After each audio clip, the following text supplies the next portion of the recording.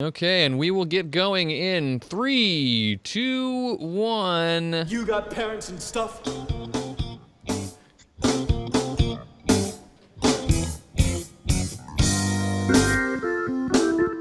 Hey everyone, it is Saturday, July 22nd. My name's Bobby Frankenberger, and you're listening to this special episode 23 of the Sixth World Podcast. Executive producer for our episode today is James O'Neill. Thank you for supporting the show, James. As always, I'm joined by my co-host, Cassie Levitt. How's it going, Cassie? What's up? Hello. Not a lot. Yeah, I think it has been a lot. Haven't you been doing this whole thing for well, hours and hours now? That's just, talking hand in the puppet head kind of thing. That's just what you say, right? Not a lot. I've been, the stream's at 25 hours right now, so we're doing that. But we've got a special guest for our special episode today. He needs no introduction for fans of the Sixth World Podcast, because this is, I think, his third appearance on the show. Shadowrun freelance author and occult extraordinaire, Kevin Czarnecki. Welcome to the show. Welcome back to the show, really. I need some magic now. He just kind of called you out there. Well, thank you so much, Kevin, for coming in and joining us on the show. It's always fun. Yeah, we enjoy having you. Kevin is seriously helping us out a lot. I messaged you like yesterday, day before yesterday. I said, "Hey, what are you doing on Saturday? It's we had this thing. We have this special episode planned, and I forgot to get a guest." I thought we weren't gonna have one, so I was really excited to learn Kevin's gonna be here. Wait, you didn't want me? I didn't want to say that. Yeah, Cassie said that. I did not. Well, we're glad to have you. It's a big Q&A episode, so we're going to be just answering a bunch of questions and talking to people. We just wanted to do Sixth World Podcast style stuff. For those people listening in the audience, in the Twitch chat live, thank you, by the way, especially those of you who have been sticking around for a while. As Cassie mentioned, we're doing this as part of the 36-hour Stream-a-Thon for the Shadowcasters Network. This event, we're trying to drum up help with our fundraiser. We're trying to raise some money, raise $4,000 is our goal to keep us on our feet for the first year that we're in existence. We're over halfway to our goal. In fact, we're almost 2/3 of the way to our goal. I cannot believe we've had such wonderful support from people. It's been really awesome. We're going to give away some stuff on this show later. I've been drumming up that we're going to give away, if you're watching on the stream, we're going to give away this Rigger 5 special edition hardcover Rigger 5 book that I've got. It's been opened exactly one time and never again after that. And it was just make sure it's real. Yeah, exactly. I didn't even look through it. I just opened it when I got it at Gen Con last year, and it's just what you do when you pick up a book. I just opened it, looked at it, and then closed it, and I haven't opened it again. And I would open, I feel tempted to open it now, but then I can't say that it's only been opened one time anymore. So yeah, but it's been on the air, so that makes up for it. Yeah. And so somebody's going to win that. And if you're hearing about that for the first time, listening to the show, and you want a chance to win it, well, you can go to Shadowcasters.network before the end of the show when we do the drawing and they're raffle tickets, but we're calling them karma points, right? Because this is Shadowrun. So buy yourself some karma points, and the more you buy, everyone you buy puts your name in an extra time, so you can increase your chances to win. So if you want to do that. But until then, we're going to do a show like normal. Sort of. It's a Q&A episode. We've done one of those. So, Cassie, we were talking to each other. For me, it seems like a really long time ago, but when we played Paranoia, like 12 hours ago or something. Something like that. Maybe less than that, actually. But it seems like forever for me. I haven't slept since then. I've had the stream's been going for 25 hours. What is it? 25 hours, 11 minutes, and 17 seconds. And And I have slept at most an hour of that, because you would think you schedule time to get a break and sleep during this whole thing so that you can be vital and aware and able to continue. But it's very... Yeah. What's happening? Do you have an intruder? My roommate has a cat who likes to try to get into my furniture, so I've trained every cat that comes over to be afraid of Nerf weapons. I don't shoot them, I shoot near them. Right. Smart. But that's only if they can't see me already. If they see me, I just go, and they go. Right. Well, I'm glad everything's okay. I was worried about you for a second, worried for your safety. So. This is my domain. But yeah, I've had about an hour, but I feel good regardless. That Paranoia game we did was a lot of fun, though. Oh, it was good. It was a good time. Yeah. You sound enthused. Yeah. No, it was fun. It was. I like the cards and like getting all the little cards from the players. Turning that whole subway tram thing into jam was a lot of fun. Oh yeah, we had a blast with that. Yeah. So let's there's not a lot to talk about before we get into Q&A. I guess I should probably mention Gen Con. You guys are both going. I'm going, and if anybody else is going to be going to Gen Con, we'll be there. Yeah, say hi to us. We're doing a podcasters panel. I will warn you guys that I am kind of like jokingly calling this episode the Bobby is delirious from lack of sleep episode. So bear with me if I stammer or stumble. Does that make all three of us then? Because this is going to get real. I slept till nearly noon. I'm good. Okay, you're the adult. Yeah. It's been less time since our last episode. Of course, it's been about a week. So what's been going on other than, what I just talked about? What's been going on with you guys in the last week? You first, sir. Oh, ladies, please. We played Anarchy on Tuesday. That was fun. We, as campaigns tend to do, we got sidetracked from the mission and went and chased around a giant owl Chickencharis in Cuba. That was chicken? fun. They're these kind of... Is that a canon thing in Shadowrun, or you make it up, or? No, it's in hard targets. The Chickencharis, they're kind of this big like owl / chicken. I feel like you're the unofficial sixth world zoologist. Zoologist. I use a lot of critters. That's fair. But they got in a little scuffle in the Cuban Havana Barrens, and then they went and chased around this big owl chicken thing, wanting to make it. They've named it Fred, and they want to make it a pet. Animal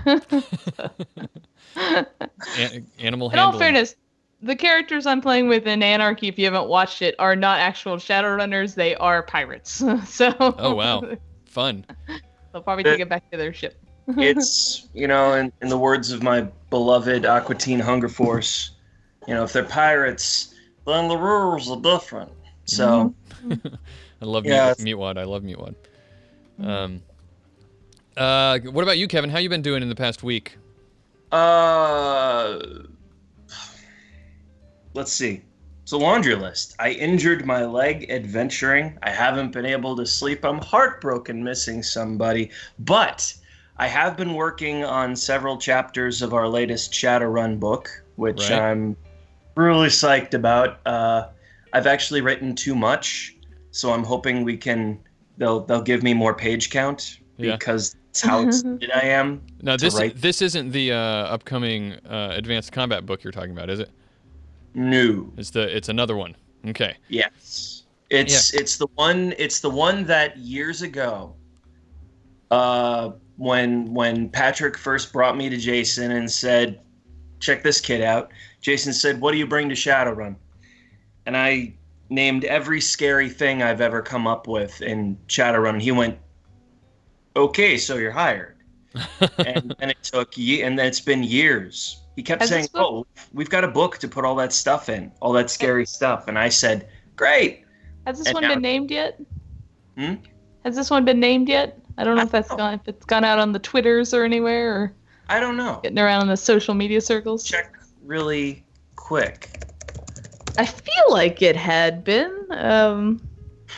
Yeah. I thought they had mentioned the Advanced Combat book and then immediately name dropped the next one after it, but I don't see it right here. But then again, my Google Foo is not. That's fair.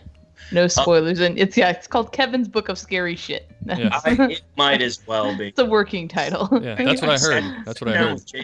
I sat down with Jason and Dylan, and I told him, like, the chapter I wanted to do. I said, "Look, you have to give it to me." He goes, "Why?" I said, "Because I've already written 2/3 of it." He's like, "Oh, that's definitely how you get it." Mm-hmm. So yeah.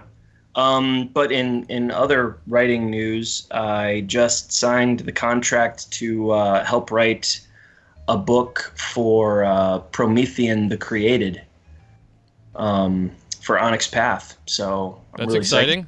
Yeah. Yeah. Great. It's a fun game. Yeah. I'm more a vampire guy, obviously. Yeah. But I'm a big fan of Onyx Path. They're great people. They're a great company, and their products are just gorgeous. Yeah, well, that's really great for you, and I'm happy for you. Thank you. Yeah. So what I've obviously, there's really not a lot to talk about what I've been doing. I've been preparing for this, and you're seeing the result of it now. And we're doing it, right? Yeah. I don't know if I mentioned at any point in time, I ordered a Nintendo Switch. I think I mentioned that in the last episode. I ordered a Nintendo Switch, and it arrived Thursday afternoon, like the day before we started this thing, and it's been sitting in a box ever since, staring at me. And I'm just like, I'm trying to debate whether or not when we're done with this at 4 o'clock in the morning tonight, whether I should just go to sleep or I should play Zelda. You have to go to sleep because your whole being a stay-at-home dad doesn't usually end on Mondays through Fridays. I mean, fair enough. Fortunately, the family's been out of town. My wife decided, I didn't tell her to do this, but she decided, you're going to be really boring locked in your office and not want to interact with any of us because, understandably, I have all this stuff to do. And she said, we're just going to go down to took the kids down to Charleston to see her parents. And that's cool. So I've been able to be as loud as I want. I always, whenever I get done with episodes, my wife's always, I don't know if I've ever told you this, Cassie, like, we'll be doing episodes of the Sixth World Podcast, and I get a text in the middle of it, and it's my wife sitting in the living room, in the room next to us, and she says, "You're being loud." No, I didn't know that one. And I'm like, I can't help it. I've got to, like, I could be in here and be like, "Well, you're listening to the Sixth World Podcast." Then it would be like a different show, right? That's a whole different show, yeah. Like, Shadowrun, that would be just hilarious. Doing smooth voices from now on. And now we're going to do a piece based on the UCOT area of the Sixth World. Evo. Yeah, we should do an NPR style Sixth World Podcast. Blues Jazz Sixth Be a World part Podcast. of it. That sounds awesome. I'm on board with this. Yeah. Today we're going to talk about Denver. Do tell us about your experiences in Denver and the great ghost walker who controls. Or we could do like area. a This American Life version too. Act 1. We could pre-record a bunch of like people. Tom, I'm standing here in front of the UN summit. That'd be great. Like dude, or like somebody who sounds British on Zurich Orbital. Yeah. There you go. NPR Sixth World. I like this idea. I like it a lot. I was trying to get Bobby to do this show in character voices sometimes, but he won't listen to me. So. Now we got him on board. I've got I have a whole challenge coming up after this show I have to do with Damien, a whole 2 hours of Dear Handy where I have to be like an in-character Sixth World radio DJ host show, and I don't think I'm going to make it the whole time. I don't think I can keep character that whole time, but we'll see. You can do it. It's all practice. Call in reinforcements. Tell Sparkles to come be Sparkles. I think I saw in the chat that he's considering calling in and asking us some questions, so that'll be fun. There you go. Let's handle some questions, right? That's what we're here to do, and yeah, there's got some good ones in there. Yeah, let's do it. All right. So every episode, and this is no exception, we always like to take questions from our fans, from our listeners. And I solicited some earlier. I said, hey, guys, we need lots of questions because we're doing a whole Q&A episode. I got tons of questions from people, so we probably won't get through all of them. But just like the last Q&A episode we did, we will bank them and answer them in future episodes when we do them. So if we don't answer your question today, stay tuned to the podcast. You might get it answered another time. But if you want to ask us a question at some time or another, you can always send us a question on the website, sixthworldpodcast.com, or just email us at the show at sixthworldpodcast. We had a question left over from the last episode. Remember, Cassie and I said that we would make sure to answer it on the next episode that we did? Yeah. It was Jason Gregory, I think was... Yes, it was Jason Gregory's question. And he said, I'm having some trouble with my runners and my runs. I can't seem to get them to follow my leads, and they just want to fuck around. He wrote it. I didn't say it. I mean, I said it, but he wrote it. You said it. You just said it. They want to around. So there's not really a question there, but I guess there's an implied question, like, what does he do about it? Yeah. So get my players to play. Basically, play the game. Play the story I've prepared for them. Yeah. Which is a common thing. Snarky. Yeah. Yeah, there is some snark in there, but there's a question under the snark, and that is what to do about it. And Cassie, I know you prepared an answer, so. I did.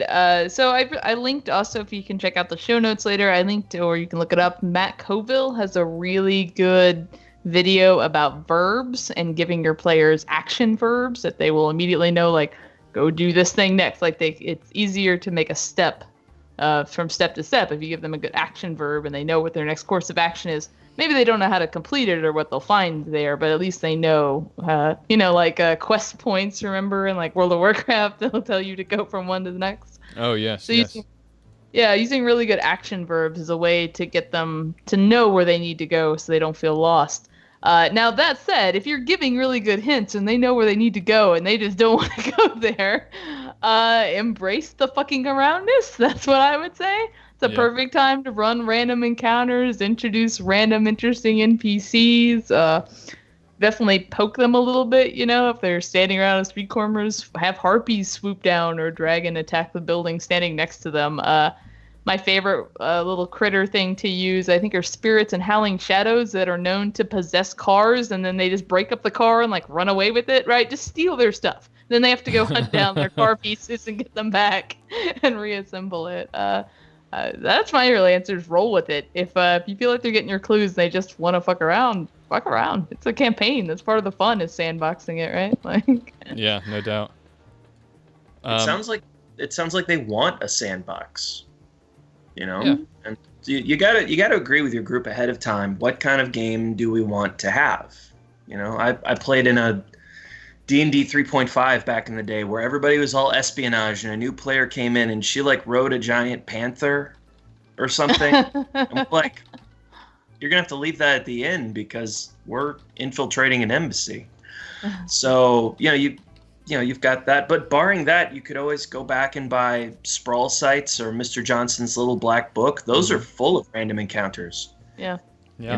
Just freeform it. Or if you absolutely have to get them playing your game, add time limits. Yeah, time limits are a good way to push people forward and make things happen. The other part of this question that he may have been, because it's not completely clear, is, by fucking around, do you mean they just want to sit around and tell jokes and talk to each other and hang out? Have a conversation with your group, because that's my Meat Space D&D group, right? We don't get anywhere in a session. It takes us months to get out of a single building. Right. But most of us are kind of there after work, hanging around, and it's our social time more than we're on a campaign trying to get things done. So it's a conversation to have with your players if they're looking more for that. Yeah, sure. I've always solved that by having like a set amount of time. Like, people show up an hour or two before we actually start gaming, and we just shoot the bleep for that time. And then they know that when it's like 8 o'clock, I'll be like, okay, guys, you ready to get started? And they're like, yeah. Right. And and we've all socialized, we're bonded, we're reactivated. Now we're ready to game. Yeah, definitely. Once an hour, we take like 5 minutes to refill our drinks, talk, and then come back to the table. Yeah. The pressure valve, just releases it as it builds. Yeah, I agree. That's those are all good pieces of advice. We got a question from Matthew Gilliland, who says who has a CFD question, and I always like poking around the edges of CFD, because it's fun to do that. He says, as I understand it, CFD was introduced to limit and draw back some of the excesses of 4th edition, yet also appears to be the meta plot. Can you explain what is actually going on with this? I know that it's part of Boston Lockdown and that it is probably connected to a dragon that is also an e-ghost. I also came across something that was describing a colony on Mars where the more sane ones were going to live. I assume he means the more sane CFD victims, since that's was happening. And he said, I don't know what to do with it and leave it out of my games due to my lack of knowledge. Can you shed some light on this? Let's handle it in parts, I say. First, what's going on with CFD? Good question. Kevin. Look, I can't like speak on the record about this one because largely people were like, "Who wants to handle CFD?" and my hand shot down. Yeah. See, I liked it initially when it first started happening because I thought, okay, good, because we're rapidly advancing toward nanopunk, which makes cyberpunk obsolete. Sure. Like that's half the point of the first Deus Ex game. Mm-hmm. So. And, nanites are cool. We have nanites. We need nanites. But it did give me a good excuse to make HMHVV more useful. Right. But when they said CFD, I was like, okay, so now we can scale back, like, nano-paste disguises and all the heavy stuff. And everybody's like, yeah, that's what we're doing. And then they didn't. And I went, wait, what? And a lot of the writers tend to be like, so what are we doing? What are we doing? Right. And basically we're all asking, what are we doing? Apparently there's a plan, but I'm not privy to it. And for the moment, but I just don't use it that much. Right. I think so I want to make sure, I don't know how many people, do or don't know. Just to give context about CFD, it's cognitive fragmentation disorder. Just the basic rundown is it's people who've basically been infected by nanites that have like errant artificial intelligences in them who are taking over their personality. It sort of creates like a split personality sort of syndrome in the people who are infected, and that's a basic rundown. And yes, I think there has been some talk about like, oh, this was introduced, like you said, to because of how lots of cyberware and nanotechnology and everything had been getting carried away. But I think a lot of people talk about it like that part of it, why it was introduced, like it's a negative thing or something. And I don't see it that way. This is kind of like one of Shadowrun's MOs, right? You come up with, Shadowrun comes up with like fluff reasons to justify mechanical crunch changes. That's just what it's always done. Yeah, I mean, I don't... I find the CFD super interesting. It's obviously kind of one of the bigger meta plots out there if anyone's interested in running it, because they've got Boston, and it pops up in pretty much every source book at some point. Usually gets a mention, except for maybe the heavier magic ones. Like I think it's in Hard Targets and Run Faster and Run and Gun, just here and there. But I don't use it that much either. Like I think it's cool. I like to read about it in those things, but I don't really add it into my games. I don't really feel the need to. I don't feel like it's a big meta plot that's like impacting my stories. I know what I'd like for us to do with it, but I don't know what we're going to do with it. So this is again like off the record, non-official. This is just a player talking. Sure. But what I'd like to see is I'd like to see Shadows of Mars, like maybe. Yeah. So I would be cool with that. Like my favorite fluff things is just a small section in there is. In December 2078, a bunch of the nanite guys just jumped into like a spacecraft and flew off into space, perhaps to go colonize somewhere else. I don't know. They just kind of launched themselves from Mars. The way I envision it is that, I mean, they're data, so they could transmit themselves via satellite and start sort of like in Enter the Matrix or whatever, or that one that was all a bunch of cartoons. Mm-hmm. They had, or Animatrix, that's it. They had City 01. Sure. And like it's just a big AI city. I would love to see like the first Martian city be nothing but drones and clones that they've built and put themselves into bodies, and they create their isolated matrix. And they basically say they do like Asimando did and say, you know what, it's cool. We're gonna over there, and when you're all cool with it, we can talk again. Mm-hmm. And I think it would be really cool to see. I think it'd be really cool to see playable head cases eventually. Like I see this personally as they were panicked by something scary. They were just looking for a place to escape, and nothing is less Matrix than meat space. So they ran, well, except the astral, but they can't. And so they got the hell out of Dodge, and now that they've all sort of evacuated, it's less of a thing. Like the crowd of AIs looking for bodies has diminished because most of them have gotten away or fallen to whatever was following them. Right. So I'd like to see like nanite-based fleshy AI characters. I think that would be cool, but that's me. Yeah, I would love to see them used to flesh out space. That's probably the primary reason that I really get interested in their story at all. Has to do with the space stuff. I hadn't thought about that angle, but one of Matthew's questions was what's going on with this, right? So the lore behind it is, and correct me if I'm wrong, I'm going to give like a really quick overview because this isn't a CFD episode, but he did ask the question. So there's some dragon. What's his name? Celadir, who is trying to do. You're shaking your head. Am I wrong about that? I was thinking. I was jumping the gun on the head shake. Okay. So he was. Thebris is his Matrix persona. Yes. No, that's no. Yes, because Celadir. Sorry. Yeah. Sorry. Yeah, that's why we're jumping the gun. Yeah. Sorry. So the ego. Celadir has been doing some research on AI because of some issue with Cerberus, which is an AI who was formerly in Iliohan, I guess is how I pronounce it. Dragons, I think, was his first adventure. Yes. Yeah, so he was a dragon also, and he was like in the Matrix, and he got caught up in the Matrix during the whole crash thing, and he got trapped in there as an e-ghost. And so Celadir has been trying to help him, doing all this research on AI, and inadvertently caused or created or kicked off this CFD thing, which is AIs infecting people through nanotechnology, nanites, right? That's kind of like the really high, fast overview of what CFD is and what's going on with it and why it exists. Yeah.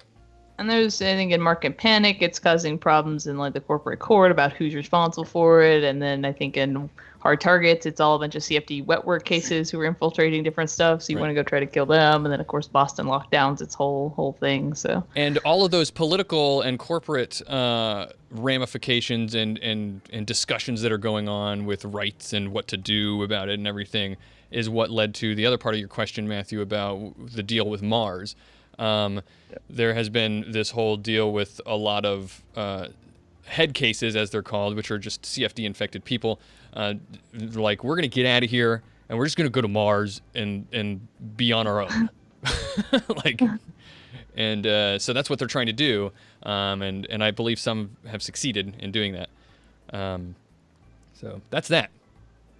Yeah. So I don't know. I think it's cool. There's a lot of content there if you want to use it in your games, but I don't think you should feel compelled to have to put it in your games. You should never feel compelled to use anything but the core book. Right. Oh yeah. You want to do it without that? I mean, it's your table. Fair enough. But again, this isn't a CFD episode. We don't want to steal the thunder from a future CFD episode, right? So yeah, I would be good with a CFD episode. I keep meaning to put more legwork into actually reading about it, but it's just kind of something I've always dabbled with. Right. I'll point some freelancers in your direction. Yes, excellent. People know much more than I do. Next question we got is from Soy Mage, who asks, for everyone in the discussion, So you guys feel free to answer this question as well. For everyone in the discussion, what is the most underrated knowledge skill to use? Go ahead. All the fluffy ones is what I put. Right? But come on, that's not specific. Like that's exactly what he's asking. Is what's the most underrated one? Like which one? But I could go through a list of the ones that are not on that list, right? Of like security design and magic threats and whatever. All the mechanical kind of ones that are on a list that are not useful. My favorite ones I've ever seen are bureaucracy. I saw a face walk through a corporate job with just having bureaucracy as a knowledge skill. I always talk about Funky Town on the Emerald Grid. He has bureaucracy. He has bureaucracy? And he's used it, yeah. I have seen an augmented up Street Sam from the Desert Wars roll pizza places. That's a useful knowledge skill. Nice. I had a house rule back when I was running like 3rd and 4th. And when I still run, I'm like, one of your knowledge skills has to be seemingly useless. And my challenge as a game master is to make this save the day at some point in your career. So, and they'd be like, oh, well, how about military history? No. What about small squad tactics? Shut up. Well, they play paintball. Really? Really? Well, that's like like that mindset is like the previous edition of Paranoia XP, and I don't know if about ones before that, but there's a whole thing in there about I think I remember it's Paranoia, but you come up with these skills, very specialized skills that you're going to use only in very specific situations. Like you're supposed to come up with these skills that you only expect to maybe ever use once. Yeah. I have. But when you use it, it's gonna be amazing. my house rule for knowledge skills that seem to duplicate active skills like psychology and whatever you would use to sense intentions or something or negotiation. I let them roll psychology and I don't add hits. I boost their limit for every couple of hits that they get. Because they're capable of greater insight. So psychology, bureaucracy, nightclubs, whatever. I'm a big fan of anything musical. I love any science that you put para in front of. Red has got parapsychology, parazoology, parabotany, and para-archaeology and para-architecture, something like that. Because all of those technically exist in the setting. Yeah. I've got a player who has art, and he has rolled art on my table probably more than any of the other of his knowledge skills. The more specific a skill is, the fewer hits I insist on. Like if it's specifically Goblin Rock, I'll let them get one hit and get some knowledge. If they have music, they have to get a lot more hits to actually get some. Yeah, I do that as well. Yeah. One of my favorite ones I used a ton on my kind of corporate mage face was career counseling. And I don't know I can't remember if it was useful on the run, but I definitely used career counseling on a hooker trying to explain how she could be better at her job. That's Owen Wilson wow-worthy. Wow. Yeah. Career counseling. Do you recommend? What about so an active skill? What about performance? Do you think that's a good underrated one? Kidding me?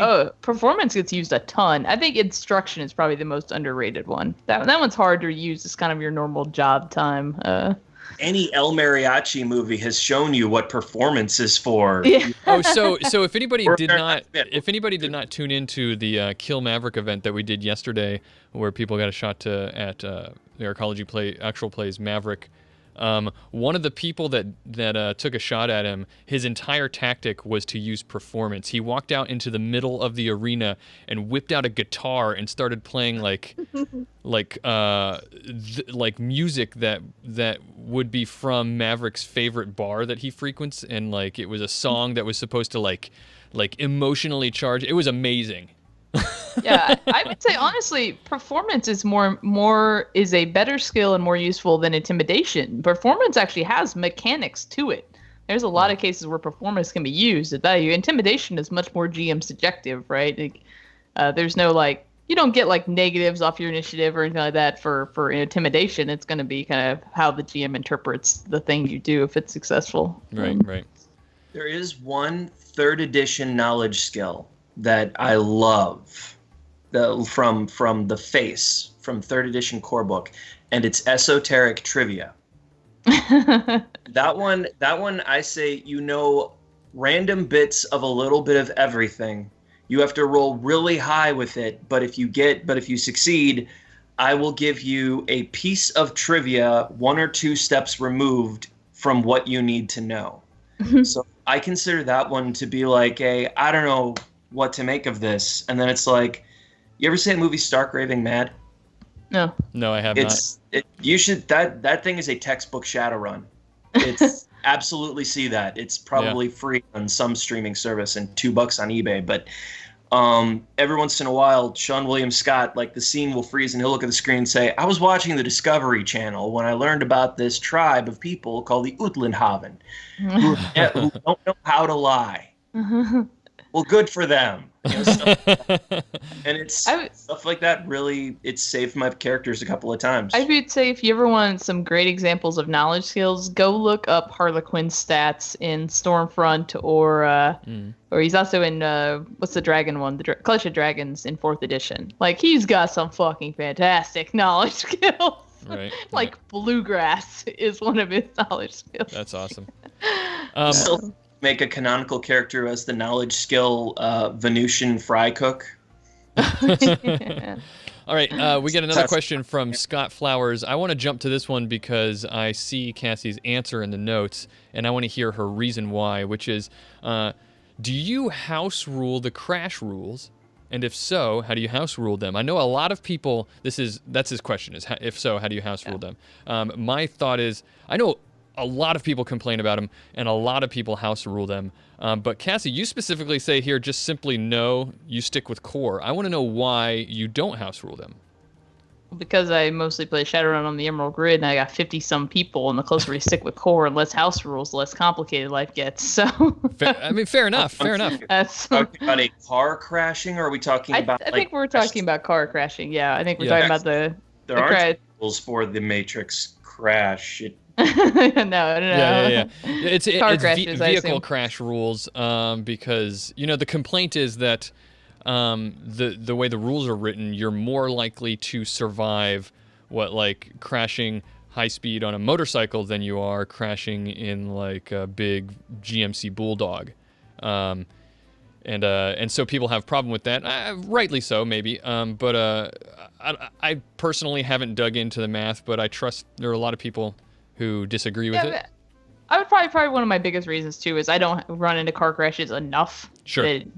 I need to house rule it. We maybe run into 1 or 2 a year on my table, and we just roll with them as they are. So now to answer, because I don't know the house rule off the top of my head, but to answer Scott's question more directly, like if so, how do you do it or whatnot? I know that Mr. Johnson has a common house rule that he uses. I don't know what episode of the Arcology podcast they talk about it in. It's an earlier one, but maybe if you were to poke one of them, either Vox or Mr. Johnson, they might be able to tell you what that house rule is. I wish I could share it with everybody, though. I'm sure you could probably do a search on our Shadowrun, too. I bet this is a conversation that's come up a ton of times. And if not, Bamps will probably give you an opinion on it. So you can check that out. I mean... there's plenty of people that you could definitely get on Reddit and ask them. Yeah, I think I've definitely let me correct it. I have probably house rule crashes when we've done them on the table. I've never felt the need on the to fly? have to sit down. Yeah, on the fly. I've never needed to sit down and write them out. Granted, I haven't done a ton of I'm not playing Mad Max, so we haven't done a ton of crashes. So Right. I think Rigor 5 has some easier crash rules though. Does it really? Right. I feel like the last time we did it, the Rigor 5 had a little bit more forgiving crash rules to it. Well, here's what you need to do instead of core. You need to buy some karma points and get yourself a copy of this Rigor 5 special edition we're about to give away, and then you can just dig right in. I do kind of want that. Rigor 5 is the one book that's just pulling at my heart. It's the one I want to read so bad. It's a fine leather-bound tome. I'm looking at it now. It's a limited edition. The gold right on the front. We've got a question from Dustin Hartrick, who says, "Hello, I run a D&D game full of totally new players. I'm trying to, hi, yes.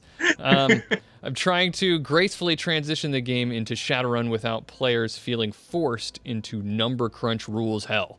Any advice on how to get them introduced to the SR universe / rule set without them totally rejecting it outright? I feel like we get this some version of this question a lot, don't we, Cassie? Yeah, I think so. I mean, Shadowrun is intimidating in terms of how much crunch. Yeah, I would say, which version of D&D are you playing? Because if you're playing like the worst of 3.5 or Pathfinder, you might not be too bad. You may be able to sleep them right in. If you're playing 5th edition, you're screwed. They're never tree and more of a bush. Yeah, right. It's a matrix of rules. But no, so I can understand. Like I 100% get it. Like I think Shadowrun was really the first big RPG I jumped into, so I didn't have D&D 5th edition to be like, oh wow, this is way easier to play. So but my answer was Anarchy. Play Anarchy. It's got many of the core concepts you're going to need to jump into 5th edition now. Some of them are pretty different, like the plot points and stuff, but the D6 system and building dice pools with stats and skills, and then modifying that with modifiers on the fly, as well as the lore, all that stuff is there. You could skip some points, or I on the fly find it really easy to convert 5th edition stuff straight into Anarchy. Like I'll just average intuition and logic and put that in for logic, and then we got that NPC just straight as we go. But don't you think that starting with Anarchy and Cassie, you and I think have disagreed on this point before, so this shouldn't be a surprise to people. But don't you feel like starting with Anarchy is sort of like delaying the inevitable in regards to the specific question he's asking? I feel like it's like, okay, you're starting with something, but if your goal is to get to the 5th edition, like the core rules, then you're just you're gonna have to make that leap eventually. No, I do not think that. That's like saying, don't you think riding a tricycle is like delaying learning how to ride a bike? So that's a fair question, but are you saying then that Anarchy is more complicated, is like a stepping stone in complication between D&D and 5th edition Shadowrun? It's not a matter of complication. It's a matter of getting them acclimated with the rules. See, to me, running Anarchy is like diet Shadowrun. Okay. It's basic Shadowrun. It gets you in. You understand how the world works. You get this plus this equals this. Fair enough. But then when your player's like, well, I'd really like to play a ghoul, troll, minotaur, whatever, something much more complicated than Anarchy would allow, then it's like, okay, well, we can graduate up to this, which has way more rules and way more possibilities. And that way your players are more psyched for it. See, when I'm introducing a new group, I don't even need Anarchy. Mm-hmm. I break in a lot of new characters and a lot of new players. And the way that I do it is I say, okay, we'll make a character, and I'm going to handle the rules part. I just need you to tell me what your sheet says, and I'll explain what I'm doing, and then we'll go. You just Part of this too may have to do with how well he knows the Shadowrun 5th edition system. Would be a big question. That's an excellent point. If he doesn't know it either, I would definitely recommend going Anarchy. But I did say farther down in this, if you want to jump straight into 5th edition, then I would stick, and this is just my opinion on how to do things, I would stick 100% with core. Just make characters out of core, play core, and over-reward your players. Pay them every session or give them some karma every session. And then when they've got a nice pool, then depending on who you got, it's like characters maybe open up Forbidden Arcana and look at the different traditions or qualities, maybe open up, run and gun for the Street Sam and look at some of the martial arts or something, right? And let them dive into that and bring those mechanics in slowly instead of just like have all the supplements and go. That's going to be too complicated. I learned the joke from Brain Scan. How do you eat an elephant? One bite at a time. So, and that's always been my approach, Kevin, since before Anarchy was around. When we would get questions like this, or I would get questions before, is my approach would always be start with the core rulebook, and even more than that, just start with one like type of rule, like just play with the combat rules. Don't worry about magic right now. Don't worry about matrix. Just 100%. Get the combat down. Once you feel comfortable with that, kill off one of your player characters and make them a mage. Well, and my group is gonna go to Dark Heresy, or not Dark Heresy. We want to go play Warhammer 40K soon, so we're gonna start with Death Watch, which is just go shoot shit, right? That's basically so we can learn the combat system before we jump into like something more complicated, right? So yeah, start small. Especially if you got people who are willing to just all be Street Sams and maybe 2 mages. Don't worry about the Matrix if you don't need to. Don't worry about riggers if you don't need to. If you got people who want to do that stuff, then go for it. But if worse make comes, it simple. Every edition has an introductory adventure package. First run was great for 3rd edition. 5th edition's got Splintered States, which it's not just good for the players, but it's good for the game master because it explains if they want to roll this, have them roll this plus this. It holds everybody's hand. Yeah, and one of the reasons I mentioned Anarchy especially is because, you realize, like, Bobby, like, D&D is a way different system than, like, Shadowrun is, right? You're looking at modifiers every roll. I will You're looking acquiesce. at D6s and greater than, and... Yes, I will admit, I do see your point. If starting with Anarchy at least, says, okay, this is a D6 based system, and it introduces sort of the core mechanic of attribute plus skill, is your dice pool, and so I get your point there, and I can agree with that. Yeah. But even then, I prefer Anarchy over SR5 now. So well, sure, but that's a different question, So a valid question nonetheless. But okay. Scott Sane asked the question, roundtable question. Do you remember your first run in Shadowrun? And if so, what was it? And what's your first memorable run GMing or playing? What's your most memorable run? So it's kind of like two different questions. What was your first Shadowrun, and what was your most memorable run? Start with. I'm going to start with Kevin. Okay. Well, I didn't get to actually play it for years. I had the always a game master, never a player problem. So I'm not sure I can remember the first game I actually got to play. Wow. But I do, and there have been a lot of memorable runs, like a lot. But the one of the ones that, like, I could name moments that I'm proud of. But the run that jumps out to me that I've like run for someone was for Dylan. Dylan, who we've had on the show before. Dylan, right? His character, he was playing a fox shifter, who was in fact, and this is very complicated, he was a kitsune spirit that was like incubating in a fox shifter body, for lack of a better word. And we were in the metaplanes, and this run was specifically for him. So we got all the other players to shift people that they were playing throughout it to create a narrative just for him. It was one of the only games where I felt like it was like a room full of GMs and one player. And it worked so beautifully. And at the end of it, I tried with this campaign to give everyone a present of some kind, something tangible that they could have. Sure. And we got him a, I don't think it's a kimono, but it's like one of those like loose Japanese robes. And we got him an actual katana. Cool. Because when he left the metaplanes, he took this katana with him. And I actually managed to contact a company in Japan that makes, I think they're called Suba. It's like the hilt. And I had them, it took a lot of effort, but I got them to reopen one of their old discontinued models and make one that had Inari, the kitsune, like the fox god of the harvest. That's really cool. He's got one of those. Yeah, my story is far less cool.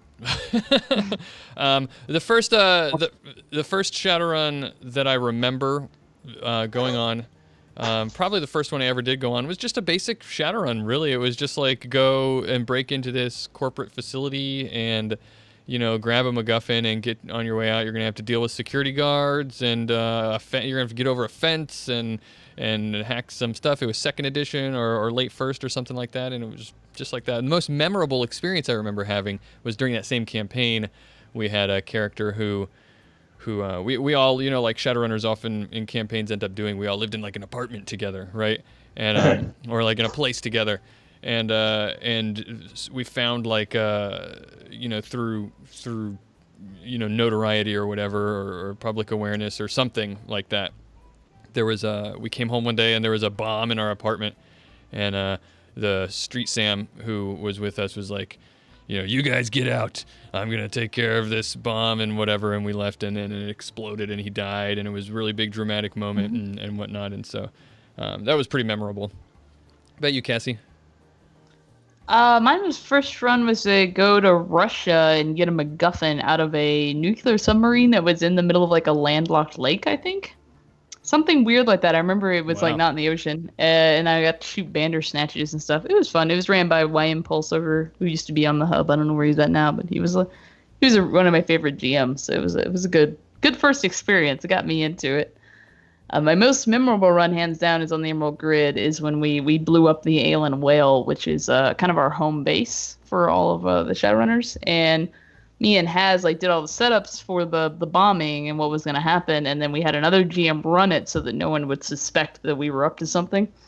And, just no one saw it coming. And we had 14 or more people in our chat room, talking about it and sharing their experiences. And, and the reactions we got were fantastic. One guy bolted out of a bathroom window. Another one was got super angry and reckless and killed one of our contacts because he told his spirit to go murder who they thought was responsible. And the spirit had no fucking clue, right? So went and murdered somebody that was innocent.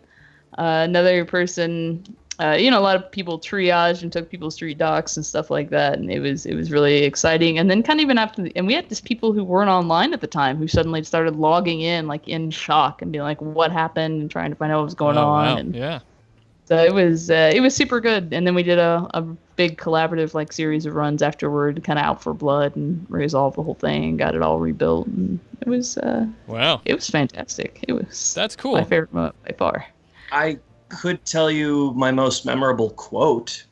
Do it. Okay. Same metaplane run. Somebody else was running. We have a rotating GM policy. So the whole group was far away from me and Dylan. So it's Red and Cone. And Cone is a possession spirit. We have Kitsune as possession spirits in our game. So we had to get to the other side of a mountain really quickly. We're in the metaplanes, and Red's powerful. This is before he got depowered again. And Cone's really powerful, but we need to, and we both think DBZ for a second. So I go, Cone, I'm only ever going to say this to you once, but I need you inside me. So you possessed Red, and they super powered their way across a mountain and killed everything. That was the sexy solution to the problem. And you've seen Dylan. That's fair. He's a good-looking guy. Yeah. All right, Scott Sane has another question I'm going to pull out real fast. Ritual magic. He says, ritual magic. Nobody seems to know a whole lot about it. I disagree. I've got a whole GM screen episode about it. So maybe you should go watch that, sir. Solved. Next. No, Cassie does have some stuff to say about the ritual magic in here. Go ahead, Cassie. Ritual magic's fantastic for a home game, especially very black trench coat. You're going to want swords and spirit watcher spirits and circles of healing or all that kind of stuff. You can set up those plans, those contingency plans, and put all that down and do all that work. But you really, for really good ritual magic, in a lot of cases, you need bound spirits or a group. And most of the time, especially if you're doing missions or something like that, you're not going to have access to those resources. If you're doing more kind of Pink Mohawk, you might not have access to resources. Mm-hmm. You usually don't have them out the gate. So, your GM has got to put in a little more work. They want to help you potentially do some of that. And so I think it just isn't, ritual magic is really cool, but it's not sexy. right? Sure, So it doesn't come up a lot like in the middle of runs and stuff. It's a downtime thing. Yeah, it's a lot more of a downtime thing. Somebody asked me about this. They're like, what's the difference between spellcasting and ritual other than spellcasting is more practical? And I said, spellcasting is like fast food. It's quick, it's cheap, it's easy. Ritual magic is like cooking. You need ingredients and time and a place to do it, but what you get is just so good. Yeah. Let's face it, a golem is in its own way a bit more useful than a bound spirit. Sure. I mean, nobody's exercising that guy. Yeah. And depending on what you're playing with, like especially if you're using Geomancy or something like that, you're really going to need the GM to put in a little bit of extra time to give you those opportunities to make it useful. You know, it's not going to just come up organically on most runs as something you can pull out of a hat. Yeah. So I think it's super cool, especially if you're doing that Black Trenchcoat style kind of game or more dystopian game. The other thing that I really kind of would throw in there about ritual magic is it can be done. We had a character named Ichit who got to 350 karma or something like that before he retired as an Obeya ritual mage, and he just had to take all the ritual stuff, and I had to make him a ritual group, and he was making corpse cadavers and running around Seattle with them. Does he make zombies? Yeah, he made the corpse cadavers, and every run where people died, he would usually try to steal the corpses, right? But then he did like the work for it. He had like a walk-in freezer that he kept them in, and he dressed them up so that people wouldn't recognize what they were and stuff. That can be done. Whenever somebody's like, "Can I play a necromancer with zombies?" I tell them all the problems. And all I can ever think of is like those late night TV ads. There's got to be a better way. It's like when he first did it, I kind of went like, "Oh man, like this character is gonna get people in trouble. It's not gonna last long." But it worked out, and it was a lot of fun. He played it well. So. That's impressive. It can be done, but it just usually isn't. Yeah, I would love to do an actual like magical group campaign where you just took magicians all in the same magical group, and then ritual magic would be a lot more useful, I think, because you could really focus those assets and put it to use. Those are pretty fun. Yeah, I'm finding a lot of fun playing like kind of an archetype single run, like just doing like all the pirates that we got in our Cuba game and stuff. Yeah. A lot of fun. That is cool. We got one that's we have the perfect guest for. Thomas Miller asks, what would be a good way to deal with player character infection of HMHVV? Am I just missing a piece of a book that explains how that particular process works and what the dangers are? Or are there no real drawbacks aside from the standard human ghoul vampire Nosferatu or whatever metatype and their equivalents? I'm a little confused about the last comment, but overall... yeah, because being dual-natured in general, there's the massive drawbacks that you will meet in life. Well, for sure, so, absolutely. Yeah. Not the least of which is astral intersection. Or just background counts. You take negative penalties to pretty much everything you do, and it's rough. But the overall question, what is a good way to handle the infection process, I guess? Well, yeah, and we have a DM screen on diseases where I walk through that, and it's in Run Faster. I thought it's a little straightforward. Yeah, I thought we handled that. I wish it was more specific about what didn't work for them in the book. I mean, have they read Run Faster? Yeah, I am a little bit confused. Are is Thomas asking about how do you handle it like strictly mechanically, or how do you handle it like as a GM, infecting a player or something like that, Yeah, because it's definitely, it's going to have an impact on your game, especially if you're going with one of the bigger ones like vampires or something. You want to incorporate that in your game. You're really going to have to do a little extra work as the GM to be able to counter that and handle it appropriately, so it's not just... But I mean, there's massive drawbacks. I kind of gave a list in here. Like I got infected in play, I'll fill blanks. Yeah, I got infected in play, and I was a mage, and so I immediately lost a point of essence, which lost a point of magic. I got cyberware to make myself look normal, so I lost another point of essence, so that was a huge cost. You end up with karma debt, which sucks, so you got to get out of that. And then you lose other stats depending on what you convert into. If you do one of the heavier infections, you potentially just die. You don't survive the process at all. The least you can happen is burn edge and become a carrier. So it's sure, yeah.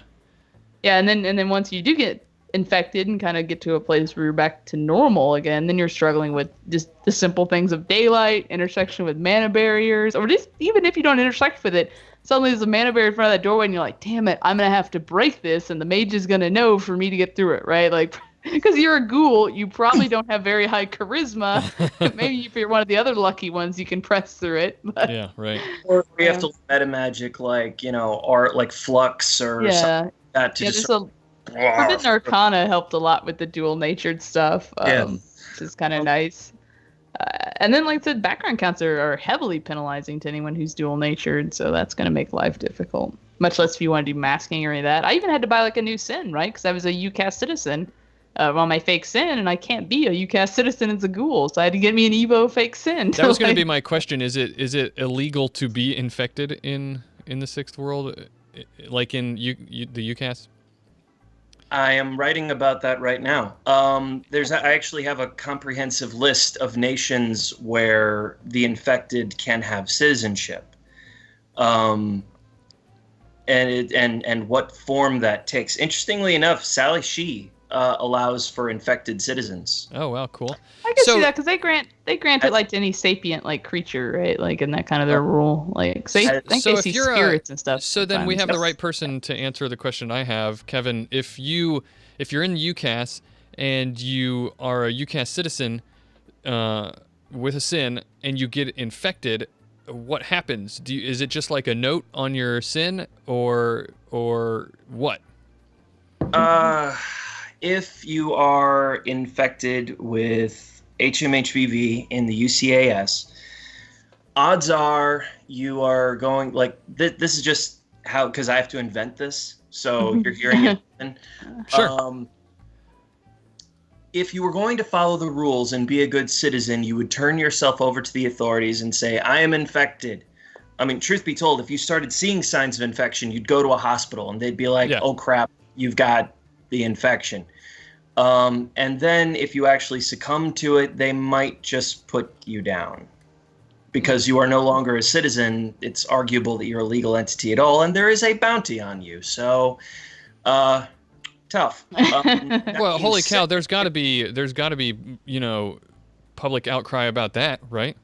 Of course there is. The Ghoul Liberation League will be, like, if they hear about that, a GLL representative will show up and be like, no, this is a person with a citizenship, and we've got to, like, that you can't just take away their citizenship because they caught a disease. That's eugenics. Right. And that's a way that the GLL is trying to legitimize infected citizens, because infected ghouls specifically were able to have citizenship very briefly from Executive Order 162.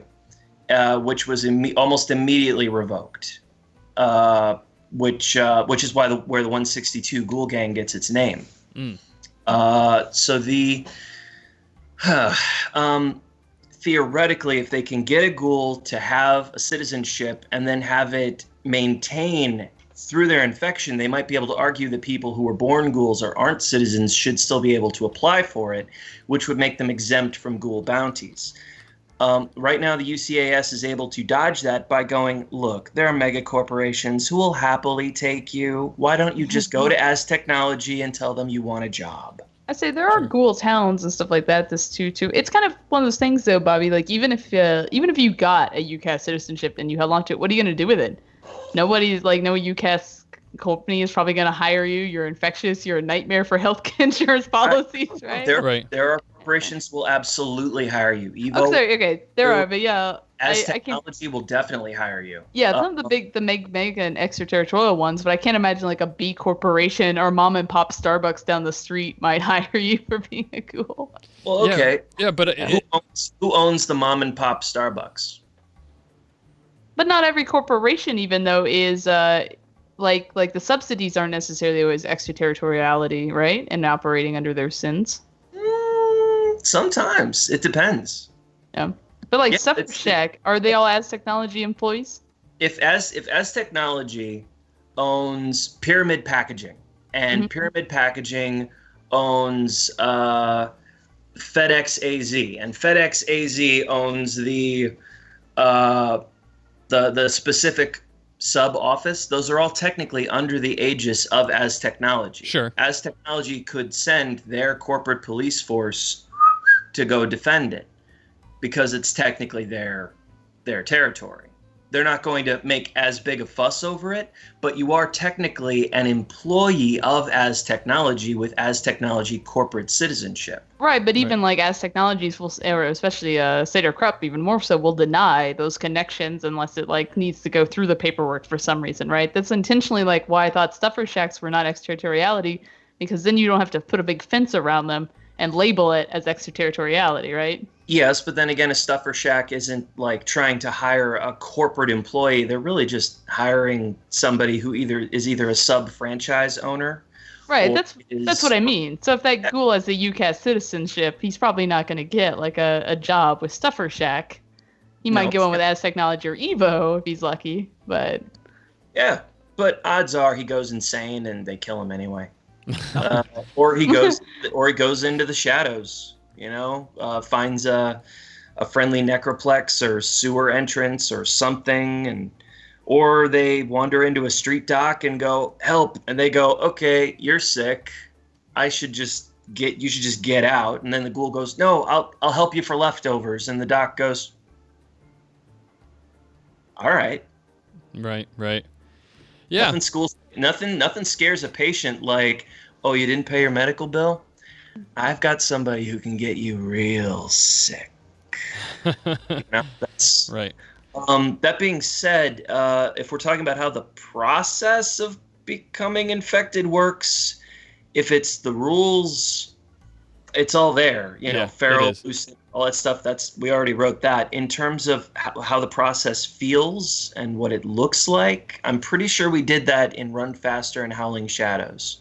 There's some really good fluff, especially in Howling Shadows. That was actually my first writing gig for Shadowrun, really. Yeah, in Run Faster, describing what it feels like. Yeah, and that was a great chapter, Red's chapter in Run Faster. I really enjoyed that. You did a good job with that one. Or even to plug Kevin's other works, go check out Crimson or something, right? That's mostly told through the viewpoint of ghouls and stuff. So that is all about what it's like to be a ghoul or a vampire. Yeah. We have time for maybe one or two more before we close the show proper and move on to our after party and maybe give some stuff away. Question from Soy Mage. This should be a short one. Soy Mage asks, what role do you generally not get the most in your teams? Matrix, Vehicles, Magic, Combat, Social, or Other? Cassie's answer is the same as mine, which is riggers, but specifically vehicle riggers.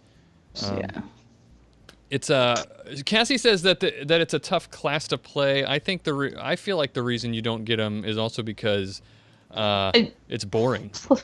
Play was probably not the right word either. I would say it's a tough class to build. People often have a hard time specializing when they build. They stretch out too much, and then it's impossible.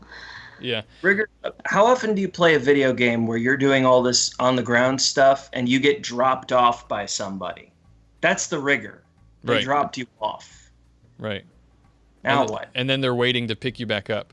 I actually had a game that I played in. I was playing, and a good friend of mine played a vehicle rigger, and that's exactly what happened. He drove us to the job. We did it, and he waited in the car like a block down the street.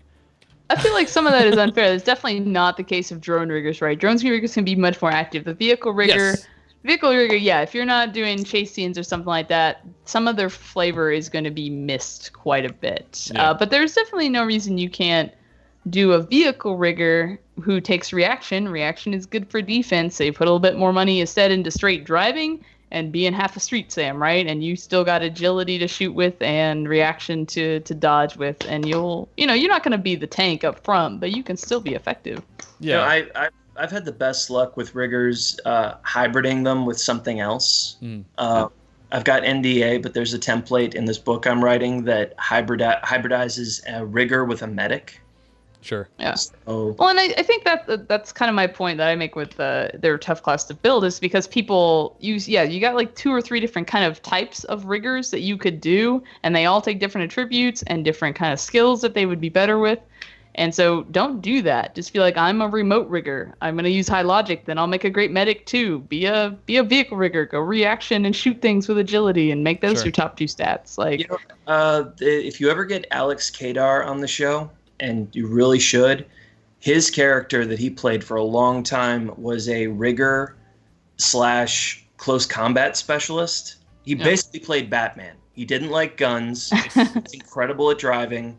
And he had motorcycle armor and a motorcycle helmet, which he could wear in public and just be like, oh, I'm a courier. Don't worry about it. Yeah. But he had like shock knuckles and bone lacing, and he'd just get right up into somebody and, knock him down. He was awesome. Expense is also a big thing, but I think the other big thing is a lot of people don't understand like the rules that are meant to be with riggers. Riggers are typically not going to roll 18 dice to shoot something, but they've got a half dozen drones that can demodify something to the point where that thing can't move. So they're a really, really good support class.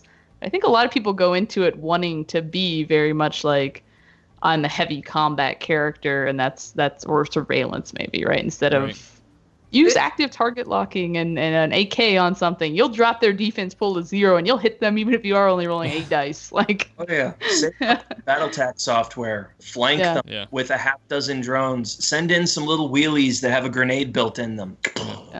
I'm gonna do one more question before we go, and this one is from Eric Lesage. Asks, what house rule have you implemented that you find the most useful and have the most positive impact on your game? Cassie stole all of mine, so I'm gonna answer first. That's because you got yours from me. No, hold on. No. Be careful, because I did get inspiration from you for the drugs one, which is my personal that was bugbear with Shadowrun, is because I think the addiction rules in Shadowrun are they're terrible.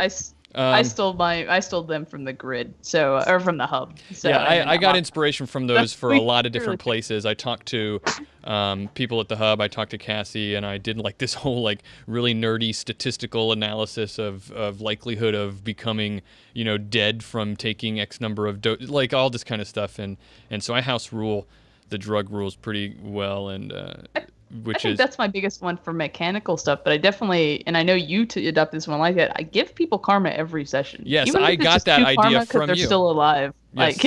I got that idea from you. You're right.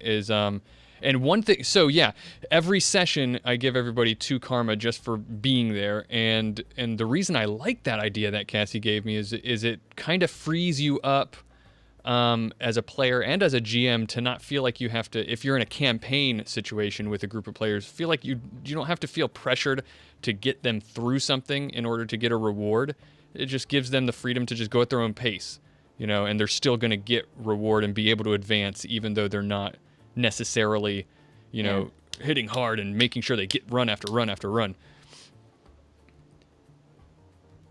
But yeah. Yeah, no, I would say that was probably big because Shadowrun does feel like you can level really slowly or progress really slowly if you're just getting it every run, especially if you're doing Black Trenchcoat and you're only doing one run every couple of months, right? So throw in some extra small karma things here and there. Do you have any house rules that you use in particular, Kevin, or you just go with the flow with the rules that as is? I eyeball everything. Mm-hmm. Yeah. I think that the rules are great, but if something is slowing me down literally at all, I just take the appropriate amount of dice that the player's given me. I think of a challenge, da-da-da-da-da. That looks impressive. You did it. Yeah. I agree 100%. That's always something that I have always said is the rules should be there to facilitate you playing the game. If they ever get in the way, then just don't use them. Do something else. Something I do more that's really is popular in missions. The missions are often written this way, is for your NPCs, if it's not a critical challenge, just buy hits and set a threshold before the players start. So if the players have to look for a sniper who's hiding, just buy the hits on him and say, do a perception check, essentially your threshold's 5, right? Because he's hiding really well. That'll save you some rolling later. I let them do that after 1 or 2 rounds or turns or something. Because that way, I'll let you have your victory eventually, but seeing it first thing, that's got to be a good roll. Yeah. Otherwise, everybody's just going to autopilot on, well, here's my 3. Or another... Well, no. I mean, as a GM, you buy the hits. So rather than, like, you do this thing where your sniper's sitting up and hiding, rather than rolling his sneaking on the table, if it's not that big, just let him buy the hits for your NPCs and have that, and then it's a threshold for the players to meet. Oh, yeah. I never let my players see the dice roll. Yeah, I go back and forth about that. But that's probably because I played with a lot of untrustworthy GMs early on. But, I may have been scarred. I let them see it, but it's only if it's truly a matter of chance and they all want to have the excitement of, then yes, I'll do it. But if it's a passive perception check, I'll just ask, what's your perception? Da-da-da, roll it. And then keep going. They're like, what did I roll? Right. Well, that's the famous GM trick, right? Is to do that for no reason. and even for a reason. I don't like it when a player... We all subconsciously metagame. We're all on some level going, okay, so if I rolled 8 hits and that wasn't enough, then he must be really tough. No. That's you should just know that the bullet hit it and bounced off. Yep. That's all you know. Right. That's all you would know in real life. That's one of the best games I ever ran. The characters never saw their character sheets. They had a vague idea of what they were capable of doing. Because in real life, we don't say, oh, I've got 8 ranks of right RPG. I don't know how good I am, and sometimes it'll be better or worse. And, I look at Crimson sometimes and go, how did I do that? That's like, Cassie can attest to this. I tell them and I tell all my players about, like, when it comes to teamwork tests, I don't like to let the players decide who's going to be the leader on a teamwork test, because you don't necessarily know. The worst at something could happen to be the one who's just happens to be really braggartly or something, or they're taking charge in a situation just by the circumstances, so that they are the ones that would be. It's especially good in those cases like that where somebody's taking charge role-playing in a circumstance, even though it may not be something mechanically they're good at on their sheet. And so kind of robbing them of that so that the face who has more ranks in this thing can do it, I'm not a big fan of that. I sometimes think of it the other way too, though, which is that if it's something like to rein your players in a little bit, if there's sometimes that player who's not the face, who's trying to do the face's job, and it's like, okay, well, you're I guess you're going to be leading here, and your face is going to be the one rolling your a teamwork test for you, and maybe next time you should let your face do the talking. Yeah, I would say I go back and forth on the dice pools. There's definitely some, especially if I'm rolling small dice pools, I don't want them to see it because I don't want them to know they're only fighting somebody that's got 6 dice. Sure. But there are other times where, if you're rolling especially big dice pools or an intense situation, just let it ride. Like you kind of said, it's pretty epic sometimes. Gets the tension really high. It's that other cool thing about having the player's character sheet, like I said earlier, like where they don't have it, but you do. Yeah. I started that whole group off at a carnival, and they played games to figure out, oh, I must be good at this, I must be good at that. But somebody rolled really well on a throwing knife thing and thought they were very good at it. That's cool. I've heard of people doing that before, and that's always seemed really fun to me. Like the idea that you might think you're good at something, because that's, like you said, that's how real life is, right? You just happen to be, you get lucky at something, and you just think you're the shit. We had a character that did full-blown amnesia, and that was actually kind of fun. I don't know if I'd do it every time, but it was a lot of fun to make his character and then for him to discover who he was. Yeah. Yeah, their actual character sheets stayed with me, but they each had a journal where they wrote down what they felt they were good at.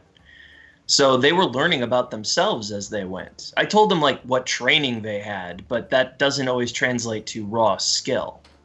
That's fair. Yeah. Right. All right, well, let's do this. All right, guys. That sound, of course, means that we've reached the proper end of our Sixth World podcast episode. This is the one that'll be going up on the podcast feed, but stick around, people in the chat, because we're going to do some giveaways and raffle some stuff off, some pretty big stuff. Not just this book, but there's a couple of other things that are big that I want to give away that have been donated to us and stuff like that. But of course, we have to say thank you to Kevin, especially for coming on last minute and joining us. Thank you very much. We always love talking to you. Anything you want to plug? We always give our guests a chance to plug themselves. Anything that you want to? Anybody who's going to Gen Con this year, I suggested a Shadowrun cosplay event, and Bull picked it up and ran with it. He really has. You're absolutely right. I'm glad you said that because I totally spaced. I told him that I would plug it. So why don't you plug it since you've already started? It's I believe Saturday, starts at noon. Around 12:30. Here's the fun part. We're not just all getting together to commingle, maybe even in character, but we're also going to be giving prizes, apparently. Yeah. Our line head, Jason, is going to be judging best costume, and Catalyst has generously donated some fun little prizes for you guys. So come in character. Yeah, that's really cool. It's inspired. I know from listening to the community and stuff like that, and even hearing people talk in chat over the course of the Stream-a-Thon, that has inspired people to do some Shadowrun cosplay who otherwise weren't going to. So I mean, doing the job, right? That's what it's all about. So there's one other thing. About a year and a half ago, we did a Shadowrun AMA on Reddit, and some people really loved it. Some people apparently hated it. Let us know if you want us to do it again. We had a lot of fun with it. We'd love to do it again, but only if you guys actually want to hear it. So, you know, if we're just, entertaining ourselves, let us know. We'll back off. But if you'd like to do it again, we're very happy to. I enjoyed it. I think I say go for it, but I'm just one person, so. Okay, that's one. Cassie, you got something to plug? I'll say the Emerald Grid Twitter for the Emerald Grid Twitch channel. Next Friday, we're kicking off a Paranoia XP mission. So it won't be like the one we played last night. It's going to be the old actual tabletop sort of game. And we are going to run through some of the official missions for Paranoia. And I'm got, I think Eric DeMage so far is going to get on that. We'll see. Yeah. Good old Eric DeMage. Yeah, we'll see how that goes. It should be fantastic. Yeah, that's awesome. Our next episode that we're doing in less than a week, actually, because it's going to be at our regular time that we would normally do it, recording on Thursday. We're going to have Ray Regal coming to talk to us. Everybody loves Ray, the Teutonic Overlord. He's going to be talking to us about Universal Magical Theory, UMT. So, yeah, I'm excited about that because I think I've talked to him, and he is not a fan. And I think Cassie's also not a fan, and I always liked it. So I think it's going to be some fun, debating and arguing. I think I'm in the minority though, aren't I? Oh, I like it, but I also like the conflict that it creates. I was gonna say I don't know that I dislike it. I think it just got too much page face. Okay. Well, we will talk more about that next week. We're not going to blow it this week. So tune in for that. Details of the costume thing. Can I throw that in really quick? Yes, absolutely. Okay. So it's Saturday, August 19th from noon till 1 p.m. The initial muster is at noon. The judging begins at 12:30. You can find it in the CGL Shadowrun event room. That's ICC 122, 123. Awesome. Yeah. Excellent. Be there or be Drek. I don't know. Thank you guys for listening in the Twitch. We're doing the Stream-a-Thon. This is so much fun. I'm glad we got to do an extra just fun episode here. Thank you guys for sending questions to us so that we could fill a little over an hour doing stuff. If you want to contact us on the show, you can tweet us at the number 6 World Podcast or email us at the show at sixthworldpodcast.com. Our website, of course, is sixthworldpodcast.com. The outro music you're about to hear is from Johnny Nuclear and the Meltdowns. Our logo artwork was done by David McDermott. You can find him and all of his awesome stuff that he does at sixthworlddesigns.tumblr.com. From me, from Cassie, and from Kevin, thank you and bye-bye. Say goodbye, guys. Bye. Yo, Strummers.